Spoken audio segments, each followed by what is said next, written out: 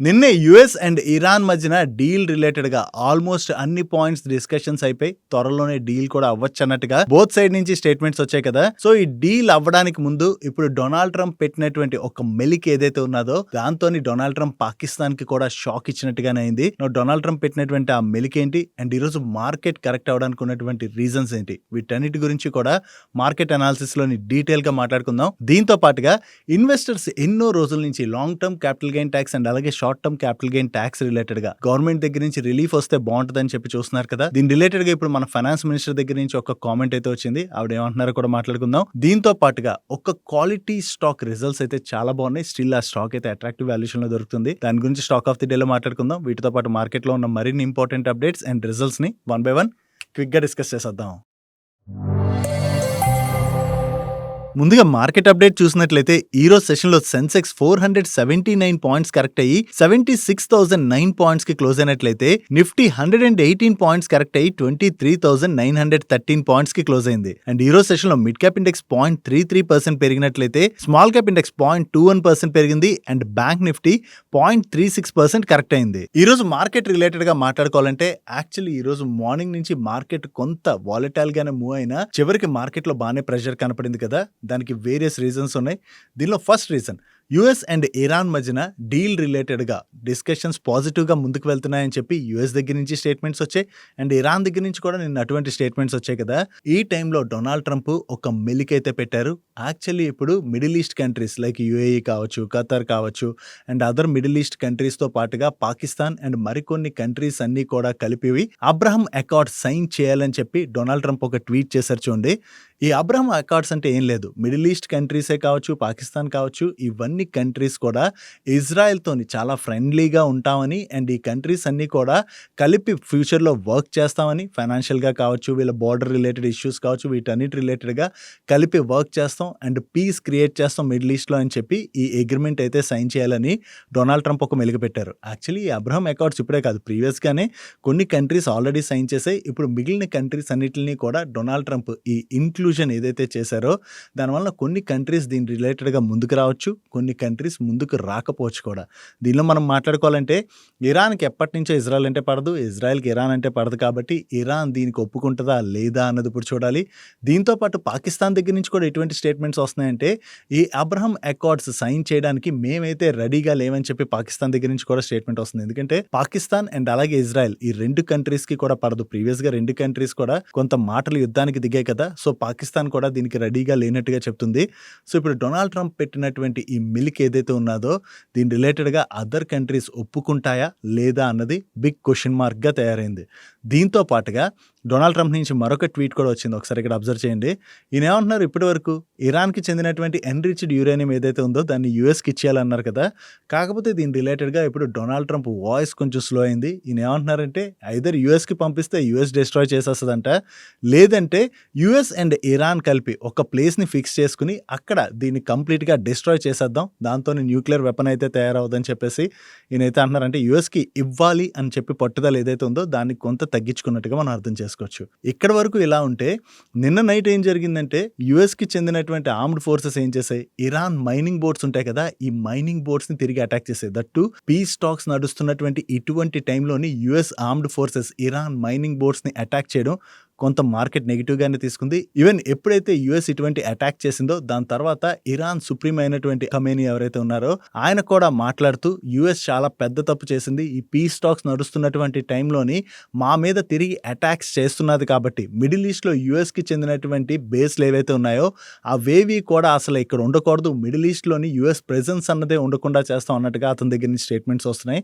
మళ్ళీ తిరిగి అంటే పీస్ టాక్స్ పాజిటివ్గా ముందుకు వెళ్తున్నటువంటి ఈ టైంలోని బోత్ కంట్రీస్ దగ్గర నుంచి ఇటువంటి అగ్రెసివ్ స్టెప్స్ రావడం మార్కెట్ కొంత నెగిటివ్గానే తీసుకుంది. దాంతోనే ఈరోజు సెషన్లో మార్కెట్లో కొంత ప్రెషర్ అయితే క్రియేట్ అయింది. ఫైనల్లీ చూస్తే ఈ ట్రేడ్ డీల్ రిలేటెడ్గా నెగోషియేషన్స్ అయితే నడుస్తున్నాయి. బట్ కానీ ఈ నెగోషియేషన్స్ ముందుకు వెళ్తున్నటువంటి టైంలో ఎవరో ఒకరు ముందుకు వచ్చి ఇటువంటి స్టేట్మెంట్స్ చేయడం కావచ్చు, అటాక్స్ చేయడం కావచ్చు, అండ్ అలాగే ఇప్పుడు డొనాల్డ్ ట్రంప్ అబ్రహం అకార్డ్స్ రిలేటెడ్గా పెట్టినటువంటి మెలిక కావచ్చు, వీటన్నిటి రిలేటెడ్గా మళ్ళీ కొంత కన్సర్న్స్ అయితే కనబడుతున్నాయి. ఫైనల్ ఫైనల్లీ ఏం జరుగుతుంది అన్నది మనం చూడవలసి ఉన్నది. దీంతో పాటుగా నిన్న మన ఫైనాన్స్ మినిస్టర్ నిర్మలా సీతారామన్ గారి దగ్గర నుంచి ఒక స్టేట్మెంట్ అయితే వచ్చింది. కొంత ఈ స్టేట్మెంట్ని మనం పాజిటివ్గానే చూడాలి.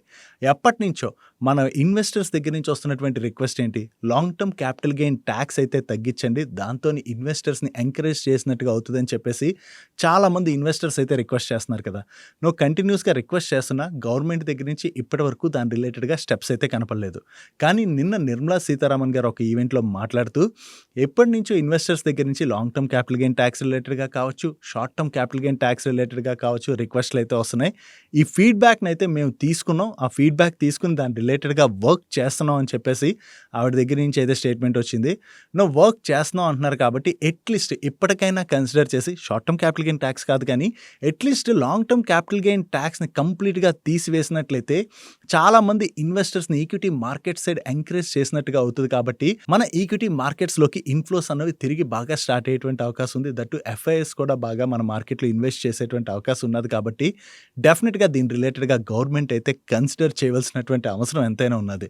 నువ్వు long term capital gain tax ఒక్కటే కన్సిడర్ చేస్తాను గవర్నమెంట్ అనుకుంటున్నారు, లేదా short term capital gain tax రిలేటెడ్గా కూడా కొంత తగ్గించాలని చెప్పి మీరు అనుకుంటున్నారా? మీ ఒపీనియన్ కూడా కింద కామెంట్ సెక్షన్లో షేర్ చేయడానికి ప్రయత్నించండి. నువ్వు గవర్నమెంట్ ఏం చేస్తానో చూడాలి.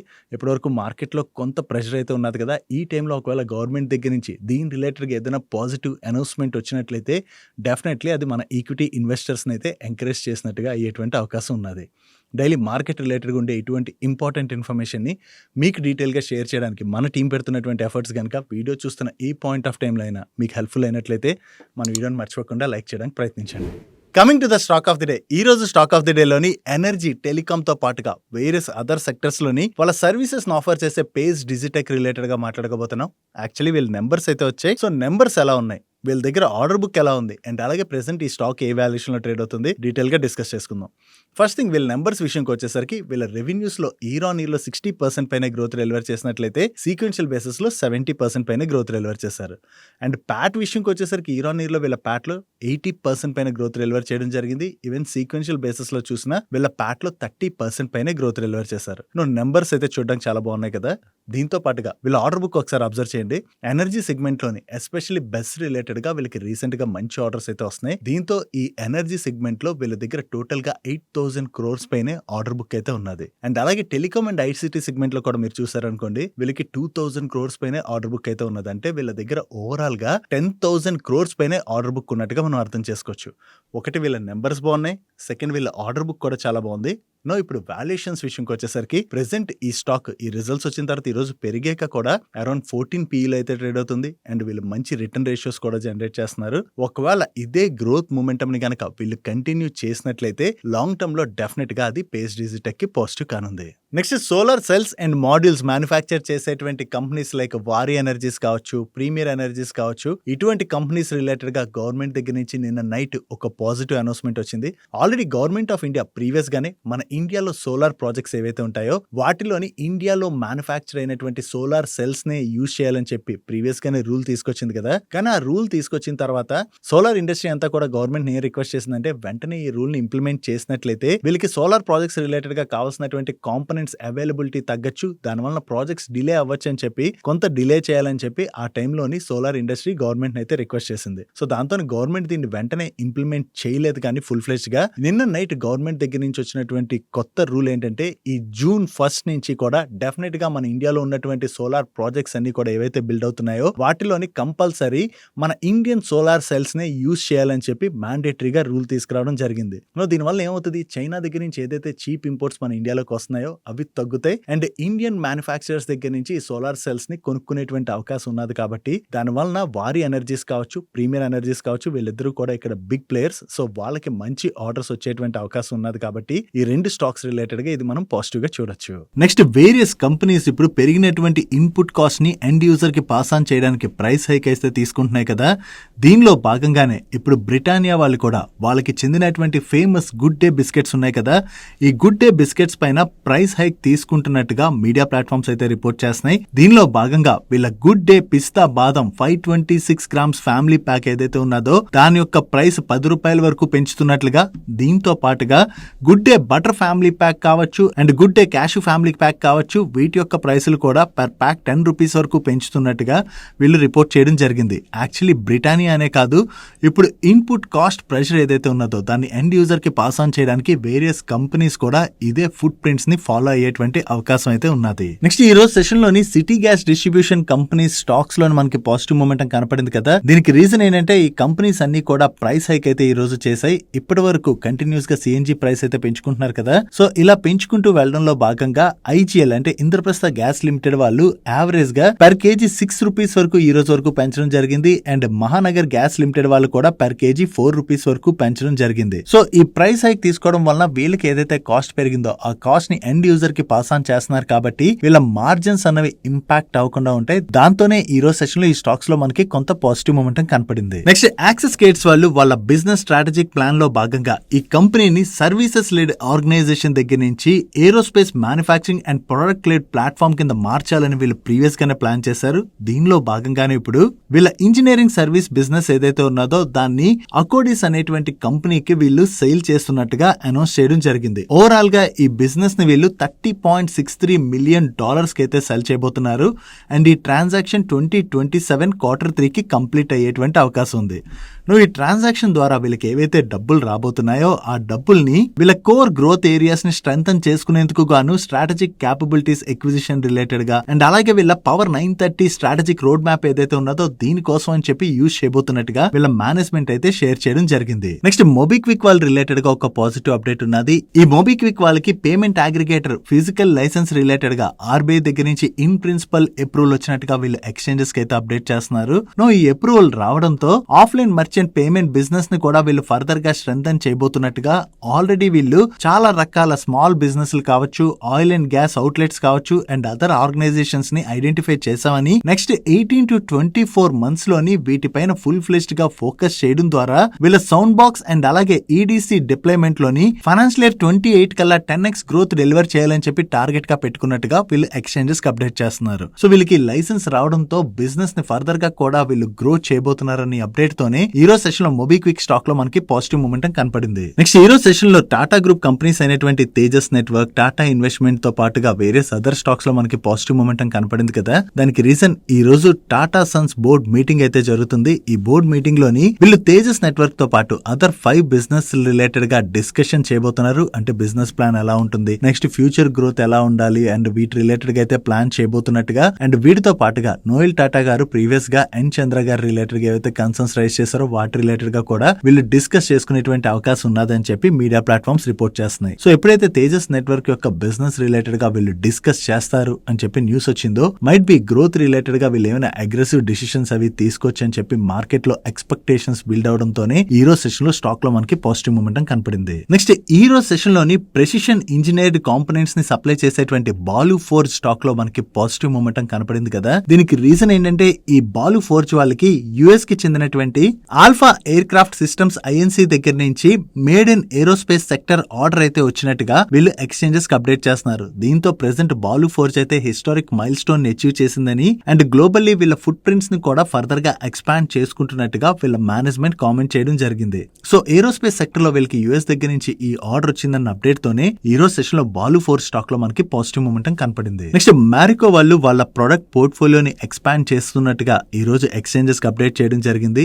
రీసెంట్ గా ఇప్పుడు చూసినట్లయితే హెయిర్ కేర్ రిలేటెడ్ గా మనకి సేల్స్ అయితే చాలా పెరుగుతున్నాయి కదా. హెయిర్ కేర్ ప్రొడక్ట్స్ ఏవైతే ఉంటాయో వాటి సేల్స్ కంటిన్యూస్ గా గ్రో అవుతూ వస్తున్నాయి. సో దీనిలో భాగంగా ఇప్పుడు మ్యారికో వాళ్ళు వాళ్ళ పారాషూట్ అడ్వాన్స్డ్ ప్రోటీన్ షాంపూని అయితే రిలీజ్ చేయడం ద్వారా హెయిర్ క్లీన్జింగ్ సెగ్మెంట్ లోకి కూడా మ్యారికో ఎంటర్ అయినట్టుగా వీళ్ళు ఎక్స్చేంజెస్ కి అప్డేట్ చేస్తున్నారు. సో వీళ్ళు కొత్తగా లాంచ్ చేసినటువంటి ఈ ప్రొడక్ట్ కి మార్కెట్ లో మంచి రెస్పాన్స్ వచ్చి సేల్స్ బాగా జరిగాయి అనుకోండి, డెఫినెట్ గా అది లాంగ్ టర్మ్ లో మ్యారికోకి పాజిటివ్ కానుంది. నెక్స్ట్ ఎల్ఎన్టీ వాళ్ళు ఇండియాలోని జియో స్ట్రక్చర్ బిజినెస్ లోని మల్టిపుల్ ఆర్డర్స్ అయితే విన్ అయినట్టుగా అప్డేట్ చేస్తున్నారు. అండ్ ఈ ఆర్డర్స్ లో భాగంగా వీళ్ళు ఏం వర్క్ చేయాలన్నది మీరు ఇక్కడ స్క్రీన్ పై చూడొచ్చు. ఈ ఆర్డర్స్ ని వీళ్ళు సిగ్నిఫికెంట్ ఆర్డర్స్ అంటున్నారంటే ఈ orders value 1000 crores to 2500 crores in between ఉంటుంది. Next EKI energy service limited related గా ఒక పాజిటివ్ అప్డేట్ ఉన్నది. వీళ్ళకి సెంట్రల్ ఎలక్ట్రిసిటీ రెగ్యులేటరీ కమిషన్ దగ్గర నుంచి ఇండియా వైడ్ ఎలక్ట్రిసిటీలోని ఇంటర్ స్టేట్ ట్రేడింగ్ ని చేసుకునేందుకు గాను వీళ్ళకి 25 years కి లైసెన్స్ అయితే వచ్చినట్టుగా వీళ్ళు ఎక్స్చేంజెస్ కి అప్డేట్ చేస్తున్నారు. సో ఎప్పుడైతే క్రెక్ దగ్గర నుంచి వీళ్ళకి inter state electricity trading licence వచ్చిందని చెప్పి అప్డేట్ వచ్చిందో దాంతోనే ఈ రోజు సెషన్ లో మనకి స్టాక్ లో పాజిటివ్ మొమెంటం కనపడింది. నెక్స్ట్ రెడ్ టేప్ వాళ్ళ రిజల్ట్స్ వచ్చాయి. వీళ్ళ రిజల్ట్స్ ఎలా ఉన్నాయి మాట్లాడుకుందాం. రిజల్ట్స్ గురించి మాట్లాడుకునే ముందు రీసెంట్ గా రెడ్ టేప్ విషయంలోని ఒక ఇంపార్టెంట్ చేంజ్ అయితే అబ్జర్వ్ చేసాం, దాని గురించి అయితే డిస్కస్ చేసుకుందాం. జనరల్లీ రెడ్ టేప్ అంటే మనలో చాలా మంది already red tape formal shoes related గా వాడే ఉంటాం కదా. నేను కూడా ఈవెన్ నా జాబ్ ఇనిషియల్ స్టేజ్ లో రెడ్ టేప్ షూస్ అయితే బాగా వాడాను అండ్ చాలా కాలం అవి మన్నేవి కూడా. No red tape formal shoes నుంచి వీళ్ళు రీసెంట్ గా స్పోర్ట్స్ షూస్ సైడ్ బాగా ఫోకస్ చేస్తున్నట్టుగా క్లియర్ గా కనబడుతుంది. నేను కూడా వాళ్ళ వెబ్సైట్ లో ఒక స్పోర్ట్స్ షూ చూసి చాలా బాగా నచ్చి కొనుక్కున్నా. యాక్చువల్లీ కొనుక్కున్నప్పుడు నాకు అంత ఎక్స్పెక్టేషన్స్ లేవు, అంటే అంత బాగుంటుందని చెప్పి ఎక్స్పెక్టేషన్స్ అయితే లేవు. జస్ట్ అంటే ఐ థింక్ 1300-1400 లో వచ్చింది అనుకుంటా నా షూ. కొనుక్కున్న తర్వాత షూ చూస్తే షూ క్వాలిటీ అయితే చాలా బాగుంది. స్టిల్ నేను ఆ షూ అయితే యూజ్ చేస్తున్నా. సో నేను కొనుక్కున్నాక చాలా మంది నా ఫ్రెండ్స్ కావచ్చు అండ్ ఆఫీస్ లో కొలీగ్స్ కావచ్చు చాలా మంది చూసి ఆ షూ నచ్చి కొనుక్కున్నారు కూడా. సో వీళ్ళు రీసెంట్ గా ఏవైతే కొత్త కొత్త మోడల్స్ ని లాంచ్ చేసి యూత్ నది అట్రాక్ట్ చేయడానికి చూస్తున్నారో దాంతో వీళ్ళ సేల్స్ అయితే పెరుగుతున్నట్టుగా కనపడుతుంది. సో మీలో కూడా ఎవరైనా రెడ్ టేప్ వి స్పోర్ట్స్ షూస్ కావచ్చు, క్యాజువల్ షూస్ కావచ్చు రీసెంట్ గా ఎప్పుడైనా కొన్నారా? కొన్నట్లయితే మీ ఎక్స్పీరియన్స్ ఎలా ఉందంటే బాగున్నాయా బాగాలేవా? బాగున్నట్లయితే ఎస్ అని లేదా నో అని కింద కామెంట్ సెక్షన్ షేర్ చేయండి. మరింత మంది మన వ్యూవర్స్ కి అయితే దీని రిలేటెడ్ గా వర్క్ చేయడానికి అది హెల్ప్ఫుల్ అయ్యేటువంటి అవకాశం ఉంది.